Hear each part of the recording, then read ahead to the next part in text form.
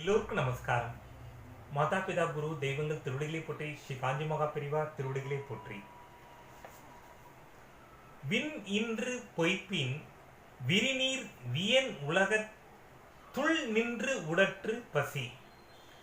மழை பெய்யாமல் நின்று விடுமானால் கடல் சூழ்ந்த இந்த உலகத்தில் பசி நிரந்தரமாய் நின்று உயிர்களை வருத்தும்.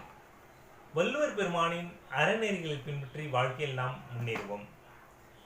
காஞ்சி மகா பெரிவா அருளிய தெய்வத்தின் குரல். பகவத் பாதால் சொல்கிற பக்தி ஆத்ம விசாரமாக, தியானமாக, யோகமாகத்தான் இருக்கிறது ஒழியாக பொதுவாக நாம் சொல்கிற அர்த்தத்தில் அது இல்லை. இந்த இடத்தில் ஆச்சாரியால் பக்தியை இப்படி வர்ணித்து இருந்தாலும் அவரே தம் மடங்களில் விஸ்தாரமாக சந்திரமௌலீஸ்வர பூஜையை வைத்திருக்கிறார்.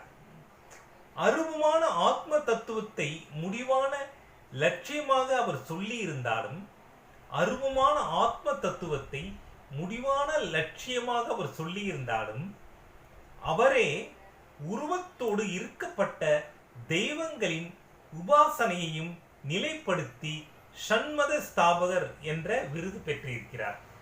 ஷண்மத ஸ்தாபகர் என்ற விருது பெற்றிருக்கிறார்.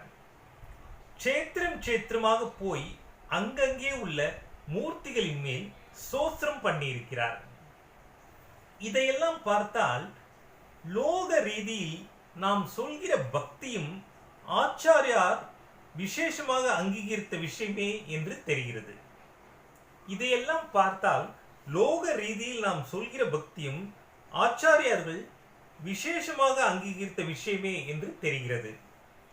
சாதாரணமாக ஞானம் என்பது ரொம்ப வசதி. ஆத்ம விசாரம், தியானம், யோகம் இதெல்லாம் வசதி. பக்தி, பூஜை, சேத்ராடனம் எல்லாம் அதைவிட தாழ்த்தி. பக்தி, பூஜை, சேத்ராடனம் இவையெல்லாம் அதைவிட சற்று தாழ்த்தி.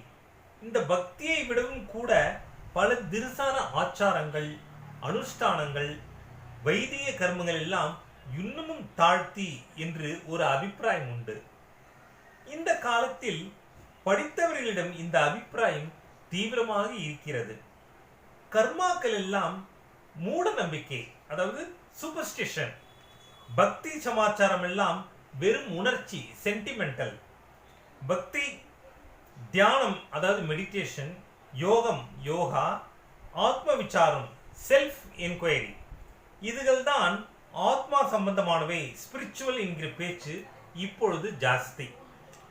ஆனால் ஆத்மஸ்வரூபத்திலேயே கரைந்து ஒரு காரியமும் ஒரு எண்ணமும் இல்லாமல் இருக்கிற அத்வைதத்தை நிலைநாட்டிய ஆச்சாரியால் ஞான மார்க்கத்தை சொன்னவர்தான் என்றாலும் கூட அவர் மனசை வைத்துக் கொண்டு செய்கிற பக்தி, காரியரூபமான வைதீக கர்மானுஷ்டானங்கள் எல்லாவற்றையுமே அங்கீகரித்திருக்கிறார்.